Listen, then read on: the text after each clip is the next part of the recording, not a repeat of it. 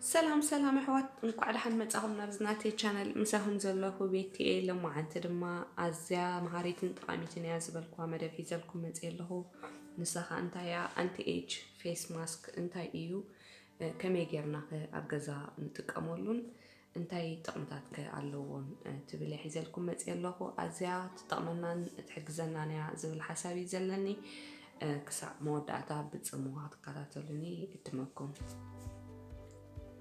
أنتي إيج فيس ماسك مالت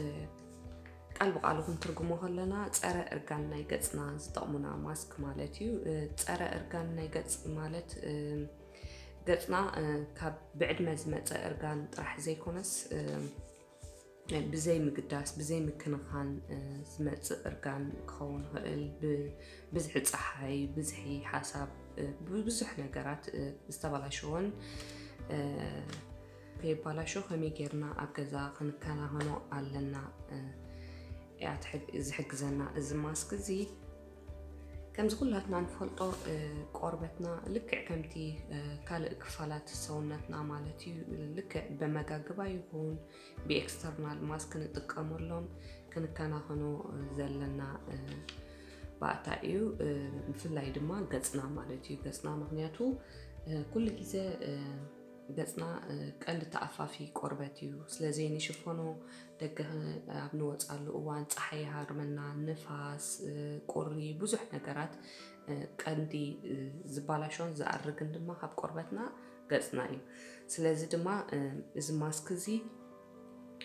زم حجن مزرزرون ماسك مالتيو ازيو زتقم مها اكشن طرح نروحبو ماتسي اب غزانا وشت غزانا نروحبو ماسكيو كمي غيرنا نتقاملو هيزلكم متيلهو انتي ايجين فيس ماسك بزح برودكت يزولو بزح عينت برودكت لو اب دكانات مالتي كن كل جزء اب غزاها كمت اب غزاها تتقاملو ناتشور زغونه ነገር يبلط ስለዚህ ድማ اب غزانا كمي غيرنا نسرحو بزبل هيزلكم متيلهو قصر حدا مبار ألوفيرا فيس ماسكيو ناي إرا ناي قص ماسك مالتيو زي إرا خم كلاتنا نفلطو كل جزء نفوسي زتك أمالو كومباوندي إرا مقربتنا ها حدش نخحدس نت تبالاشي زولو لير قربت لير ناتنا تعاليش حدش قربت نخ معبل نخفتر يحجزو مالتيو ألوفيرا إرا بتوسخ دما ناي مجمدات قص قربتنا مالتيو نخيقاطمو قربتنا زحقسو باعتايو عرا كمي غيرنا إنا نتقاملو ندحريلنا نتي لعلواي أكل نايت عرا قريصنا نتي أوشت زولو حنتي مانكا ناي مبلع طاولا مانكا مالتيو حنتي بقى أغيرنا توسخ دما فرقي بتانايتا مبلع طاولا لمين ثم علمين صميقنا بحنسا كلتين نهار منمو شعوتناتو حوس واس مالتيو أبقصنا نعسر دقائق زخون نقبرلو زي معلتاوي كنت قاملو نخيلينا مالتيو أزي يتقمي بألوفيرا معت عينة برودكت تسرحلو عبدكوانات أزي حيالن طعامن زخون أنتي ايجين فيس ماسكيو قطر خلتها بوتاتو ان كاروتيو دنيشن كاروتن مالتيو دنيشن كاروتن نمنتاي طقمنا نتناتنا ناي حبر ناي قصنا نخي دمسس مالتيو تي حبر ناي قصنا همزي تخولي انخوص مالتيو شاين نخغبر لومص نخخون زطقمنا ماسكيو زي كلتيو كاب دنيشن كاب كاروتن بزح زخونه فيتامين اي يزركب سلازي خانت قربتنا قندي حقاز زخون نتي مجمداد ناي قصنا زلو لاين دما يغدللنا مالتيو سلازي دما كاروتن دنيشن كل جزء اب كزانا نروحو سلازخونه حنتي دنيش نقرفا كاروت خا حنت نقرف حنت مانكا طاولا روز واتر ناي روز واتر عمبابا ماي غيرنا نحواوسو تدنيش كاروتن اي نفسو لنينا او خلنا طراينا نطحنو مالتيو لملم ከም ዝኸውን ጌርና ጥሒና ምስቲ ሮዝ ዋተር ሓዊስና ን20 ደቂቕ ድኸውን ኣብ ገዛ ንገብሮ ማለት እዩ እዚ ኸማን ከም ድሌትና እዩ ዝውስኖ መዓልታዊ ክንጥቀመሉ ወላ ሓንቲ ጉድኣት የብሉ ብፍላይ ድማ እቲ ድንሽ ማለት እዩ ነቲ ጸሊም ንጥብጣብ ኣብ ገጽና ዝወፅእ ከምዚ ኣብ ናይ ዓይንና ድማ ኩሉ ግዜ ጸሊም ዝኸውን ነገር ኣሎ ንዕኡ ኣዝዩ ዝሕግዞ ንዕኡ ከጥፋልና ቀጻሊ እንድሕር ተኸታቲልና ንገብሮ ኮይና ነቲ ጸሊም ሳርከል ዝመስል ዘሎ ኣብ ገጽና ንኸጥፍኦ ኣዝዩ ዝሕግዘና ማስክ እዩ ቁጥር 3 ከዓ ኩከምበር ፌስ ማስክ እዩ ኩከምበር ኣብ ውሽጡ ኤንዛይም ኣለዎ ነቲ ናትና ገጽና ኣዝዩ ናይ ንእሽተይ ቤቢ ፌስ ክመስል ሉምሉም ናይ ከምዚ ናይ ቆልዓ ገጽ ንኽኸውን ዝሕግዝ ኤንዛይም ኣለዎ ገጽና እንድሕር ካብቲ ኩከምበር ፌስ ማስክ እንድሕር ጌርና ኣዝዩ ሉምሉም ፎኪስ ግሎዊ ከምዚ ብሩህ ኣዝዩ ጽቡቕ ዝኾነ ገጽ ክህልወና ይሕግዘና ማለት እዩ እዚ ከዓ ነቲ ናትና ቆርበት ፍሬሽ ይገብሮ ማለት እዩ ኣዝዩ ጥዑይ ዝኾነ ዓይነት ቆርበት ናይ ገጽ ይህልወና ሓንቲ ፍርቂ ኩከምበር ቆሪጽና ሓንቲ ማንካ ጣውላ ለሚን ጽማቕ ድማ ምስኡ ሓዊስና ሽዑ ነቲ ኩከምበር ኣብ ገጽና በጢልና ማለት እዩ ኣብ ገጽና ኩሉ ንኸድኖ ማለት እዩ ምክንያቱ ክንቆርጾ ስለ ዝኸብደና ከከቢብ ጌርና ንድሕር ቆሪጽናዮ ኣብቲ ሌሞን ጁስ ንኣልኮሞ እቲ ኩከምበር ኣብ ገጽና ብምሉኡ ጌርናዮ ካብ 10 ወይ 20 ደቂቕ ዝኸውን በጥ ንብል ማለት እዩ እዚ ከዓ ወላ ሓንቲ ጉድኣት የብሉን ከምቲ ዝረኣኹም ወይ እቲ ናቱ ጥቕምታት መዓልታዊ ክንገብረሉ ገዛና እውን ንኽእል ኢና ቁጥር 4 ከዓ ቱሜሪክ ወይ እውን ሁሩድ ማለት እዩ ሁሩድ ከዓ ኣዝዩ ጠቓሚ እዩ ብፍላይ ድማ ኣብ ገጽና ንዝርከቡ ዝሞቱ ሴልስ ማለት እዩ ንዕኦም ወሃዩታት ንዕኦም የርሕቐልና ናትና ገጽና ድማ ብዕንፍሩ ይኹን ብዝኾነ ይኹን ነገር ኢንፌክሽን ንኸይገብር ዝሕግዘና ኮምፓውንድ እዩ ተመሊሱ ከዓ ኣንቲ ኦክሲዳንት ዝበሃል ሓያል ኮምፓውንድ ኣለዎ ነዚ ካብ ኬሚካላት ካብዚ ካብ ሜክኣፕ ድዩ ካብ ብዙሕ ነገራት ካብ ናይ ጨና ናይ ሽጋራ ትኪ ካብ ብዙሕ ንሕና ዘይርዳእና ኣብ ደገ ዝሃርመና ንፋሳት ዝከላኸል ኣንቲ ኦክሲዳንት እዩ ናቱ ጥቕሚ ከዓ እሱ ጥራሕ ዘይኮነት ነቲ ናትና ናይ ገጽና ሕብሪ ማለት እዩ ብጣዕሚ ከም ነቲ ናትና ናይ ቆርበትና ሕብሪ ድማ ይከላኸለሉ ማለት እዩ ፎኪስን ልሙጽን ዝኾነ ገጽ ንኽህልወና ከዓ ዝሕግዘና እዩ እዚ ሁሩድ ከመይ ጌርና ንሰርሖ ከዓ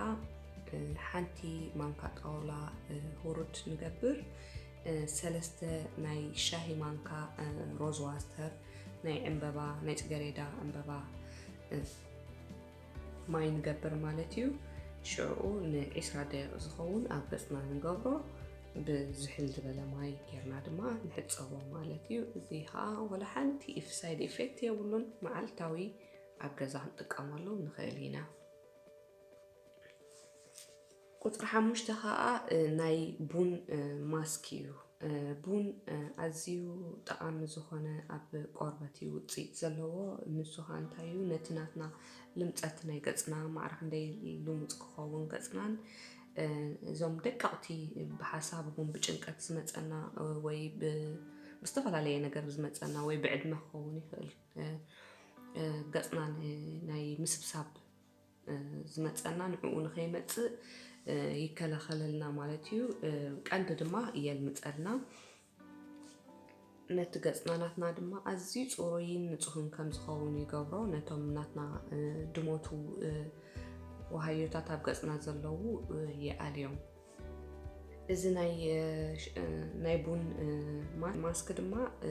ኣሰራርሕኡ ሓንቲ ማንካ ጣውላ ጥሑን ቡን ፍርቂ ናይ ሻሂ ማንካ ከዓ ካካዎ ፓውደር ንጥቀም ካካዎ ፓውደር ኣዝዩ ዝጠቅመና ቅድሚ ሕጂ እውን ገሊፀ ነይረ ካካዎ ፓውደር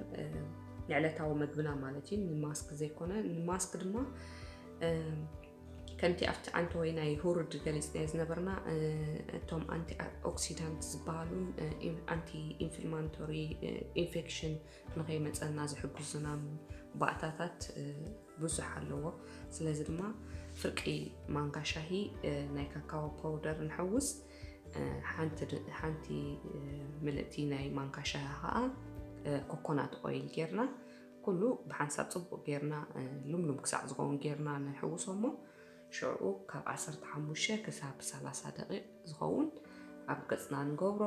እዚ ድማ 2 ወይ 3 ግዜ ኣብ ሰሙን ክንገብሮ ኣለና ቁፅሪ 6 ከዓ ኣቮካዶ እዩ ኣቮካዶ ከዓ ከምቲ ኣብ ላዕሊ ተገሊጹ ዝፀንሐ በዚ ኣንቲ ኦክሲዳንት ዝበሃል ኣዝዩ ብዙሕ ዝኾነ ቁፅሪ ኣንቲ ኦክሲዳንት ኣለዎ ነቲ ናትና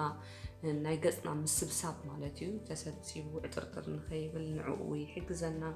ነዚ ደቀቕቲ ሕንፃፅ ዝመስል ኣብ ገፅና ዳዕበኻ ወይ ገለ ክመፅእ ከለካ ከምዚ ኣብ ናይ ዓይንኻ ኣብ ብዙሕ ነገራት ኣለዉ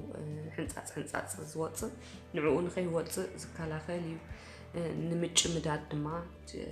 ተጨማደደ ዓይነት ቆርበት ንኸይህልወና ይሕግዘና ከመይ ጌርና ንጥቀመሉ ከዓ እሱ ፍርቂ ኣቮካዶ ቆሪፅና ሓንቲ ማንካ ጣውላ ኦትሜል ኢና ንሕውሰሉ ኦትሜል ማለት እዚ ናይ ቁርሲ ኦትሜል ንጥቀመሉ ምግቢ ንቁርሲ ንጥቀመሉ ኮይኑ ግን ወላ ሓንቲ ሕዋስ ዘይብሉ ትንፁህ ኦትሜል ማለት እዩ ምስ ቾኮሌት ምስ ገለ ምስ ፍሩታ ገለ ዝሕውስዎ ብዙሕ ኣሎ ኣብቲ ድኳናት እቲ በይኑ ኦትሜል ጥራሕ ንሕውሰሉ ኦትሜል ከዓ ስለምንታይ እዩ ድሕግዘና ኦትሜል ከዓ በዞም ፀረ ኢንፌክሽን ኣንቲ ኦክሲዳንትን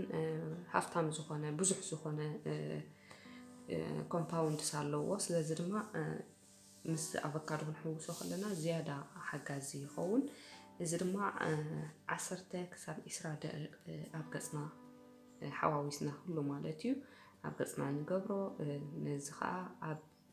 ሰሙን 2 ወይ 3 ግዜ ጥራሕ ንጥቀመሉ ማለት እዩ ኣዝዩ ለውጢ ዘምፅእ ቀስ ብቐስ ኩሉ እቲ ለውጢ ዘምፅእ ሽዑ ኢልኩም ትሪኦ ግን ኣዝዩ ዝልውጠካ ምስ ግዜ ማለት እዩ ናይ ሎማዓንቲ መደብና እምበኣር እዚኣ ነይራ ኣዝዩ ጠቓምን ሓጋዝን ዝኾነ ዓይነት ማስኪ እዩ ከምዚ ጌርኩም ኣብ ገዛ ክትጥቀሙ ድማ ኣነ ክሕብረኩም ይፈቱ ኣዝዩ ዝሕግዘና ዓይነት ማስኪ እዩ ኣነ እውን ዝጥቀመሉ ማስክታት እዩ ንኻልኦት ሰባት ድማ ክጥቀሙሉ የገድሶም እዩ ትብሉ እንድሕር ኮንኩም ሼር ጌርኩም ኣካፍልዎም ኢኹም ኣብ ዝመፅእ ቪድዮ ድማ ቆርበትና ብማስክ ጥራሕ ኣይኮነን ከምቲ ዓንቱ ኣብ ላዕሊ ተዛረብናሉ ብንምገቦም ነገራት እውን ኣዝዩና ክንከላኸሉን ጥዑይ ቆርበት ንክህልወና ክንሕግዞ ንኽእል ኢና ስለዚ ቪድዮ ኣብ ዝመፅእ እዋናት ክሰርሐ ተኸታተሉኒ ኢኹም ንዓይ ድማ ነዛ ቻነል ለይመታን ንክትዓቢ ሳብስክራይብ ላይክ ሼር ኮመንት ኣይትረስዑ ኢኹም ብካልእ ቪድዮ ክሳብ ንራኸብ ዝተሰናይ ንዓኹም ብሩህ ቅነ ቻው